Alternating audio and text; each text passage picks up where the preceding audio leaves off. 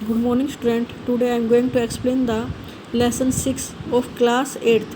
Lesson name is combustion and flame. I have already explained the type of combustion. Combustible substance, the substance which burns with flame, and there are some substance which burns without flame. Now in the topic type of combustion, I have already explained the rapid combustion and spontaneous combustion. Now I am going to explain this page. In this page, we will study about the substance which burns with flame and without flame. First, in this spontaneous combustion of coal dust, कई बार जो कोयले की dust होती है उसमें अपने आप आग लग जाती है, उसमें हमें इग्निशन टेम्परेचर देने की ज़रूरत नहीं पड़ती। इन कोल माइंस आपने कई बार सुना होगा कि कोयले की खान में आग लग गई, तो ये जो कोयले की जो डस्ट होती है ना, वो अचानक आग पकड़ देती है। Spontaneous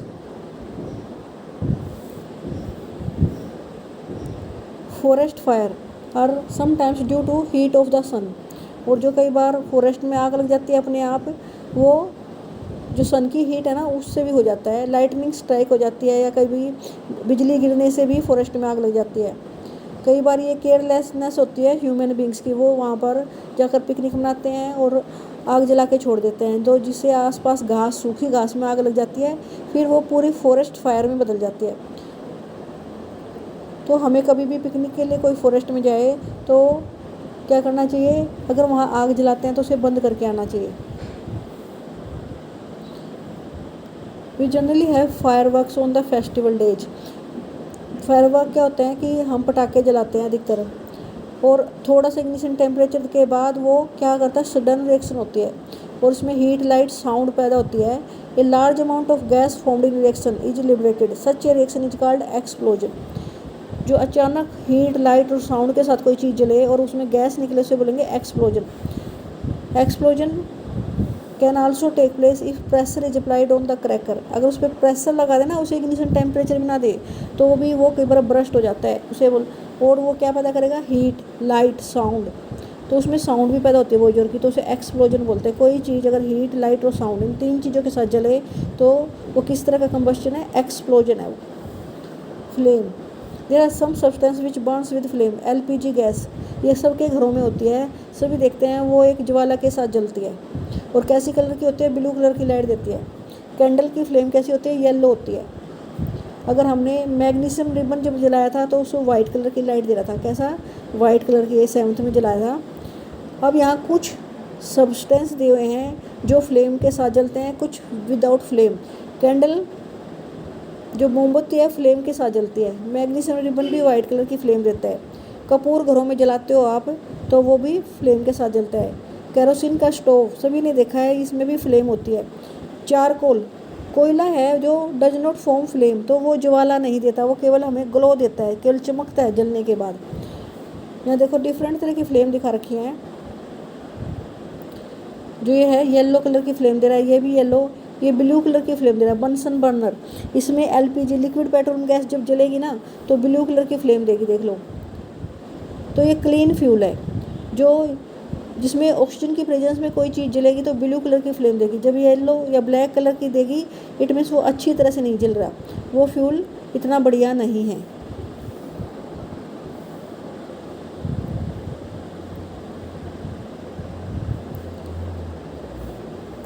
now structure of the flame. अगर हम एक कैंडल जलाएं, उसे 4-5 centimetre long thin glass tube के साथ, light a candle, hold a 4-5 centimetre long thin glass tube with a pair of tong, और ऐसे उसको पकड़ के रखे जैसे इसमें दिखाया। And introduce one end in the dark zone of the non flickering candle, जहाँ से ये हिल नहीं रही ना वहाँ से लगा दें।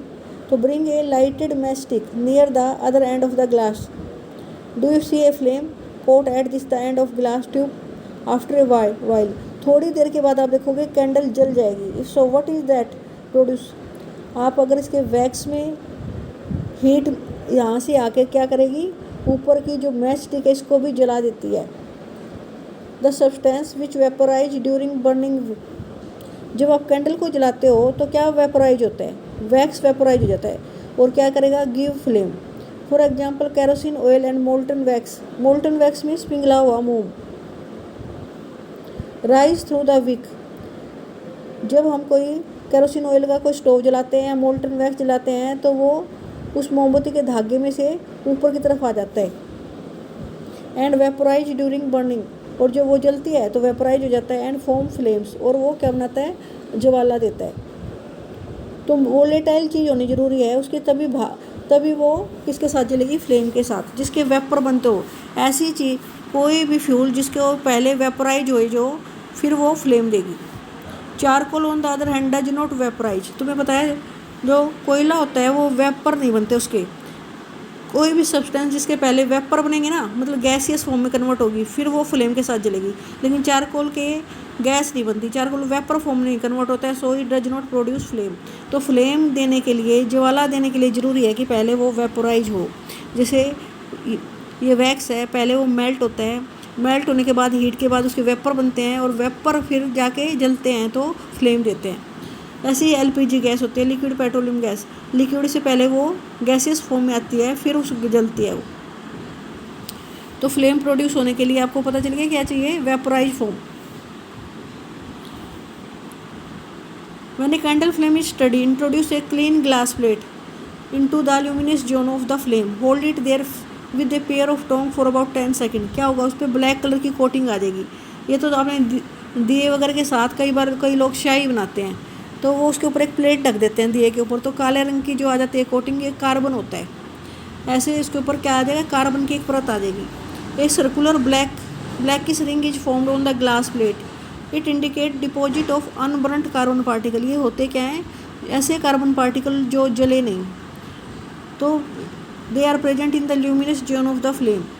Hold a thin long copper wire just inside the non luminous zone for 30 second. Notice the portion of copper wire just outside the flame gets red hot। अब ये जो मोमबत्ती के ना कई जोन होते हैं, तो वो उन जोन्स के बारे में बात कर रहे हैं हम। सबसे हॉटेस्ट तो बाहर का पार्ट होगा। अगर हम इसे समझने की कोशिश करें, अगर हम एक कैंडल बनाएं, उसके 3 पार्ट होते हैं। सबसे बाहर जो होता है ये हॉटेस्ट पार्ट होता है। ये मोमबत्ती की विक है, हॉटेस्ट पार्ट सबसे आउटर होता है, ये ब्लू कलर का होता है। Outer most zone of complete combustion, पूरी तरह से जलते हैं। ये बाहर वाला पार्ट बिल्कुल ब्लू कलर का होता है, और इसे हॉटेस्ट पार्ट बोलते हैं। सेकंड वाला जो पार्ट है वो मॉडरेटली हॉट, मीडियम हॉट होता है, कम गर्म। Middle zone of partial combustion, इसमें थोड़ा कम जलता है। ये कम, पार्शियल कंबस्शन मीन्स कम जलने वाला, और ये येलो कलर का होता है। ये वाला ब्लू कलर, सेकंड वाला येलो कलर का। थर्ड है इंटरमोस्ट जोन ऑफ अनब्रंट वैक्स। यहाँ पर वैक्स जो होती है वो अनब्रंट रह जाती है, केवल लिक्विड फॉर्म में कन्वर्ट होता है। लिस्ट हॉट, इसलिए सबसे अंदर वाला हिस्सा सबसे कम गर्म होता है, और ये ब्लैक कलर का होता है।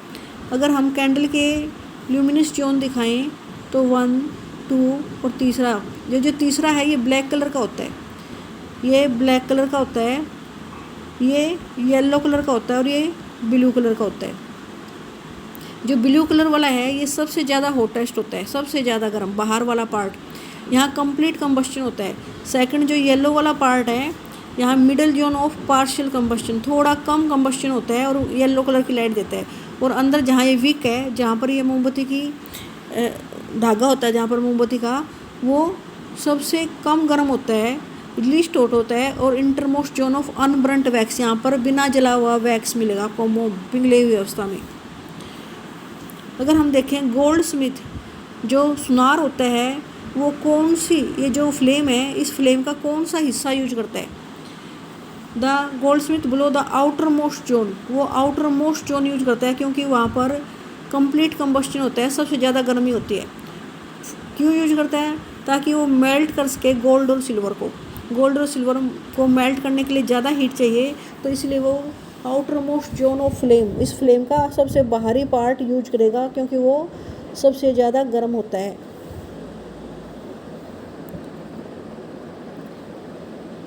अगर हम ये टेबल देखें, इस टेबल में कुछ सॉलिड फ्यूल, कुछ लिक्विड और कुछ गैसेस। ऐसे आपने, जैसे कोयला सॉलिड फ्यूल है, केरोसिन ऑयल लिक्विड फ्यूल है, नेचुरल गैस गैसियस फ्यूल है। अगर हम इसमें कुछ और ऐड करना चाहें तो यहाँ एलपीजी ऐड कर सकते हैं, लिक्विड पेट्रोलियम गैस। और केरोसिन इसके अलावा यहाँ पेट्रोल यूज कर सकते हैं, पेट्रोल लिक्विड है, पेट्रोल डीजल। यहाँ पर हम वुड यूज कर सकते हैं, वुड सॉलिड फ्यूल है, तो कोल वुड ये सॉलिड फ्यूल है। और लिक्विड में kerosene oil, petrol diesel liquid fuel है। गैसियस में सीएनजी, एलपीजी, इस तरह से हाइड्रोजन ये गैसियस फ्यूल हैं। हाइड्रोजन गैस भी एक बहुत अच्छा फ्यूल है, लेकिन ये अधिकतर रॉकेट वगैरह में यूज होता है।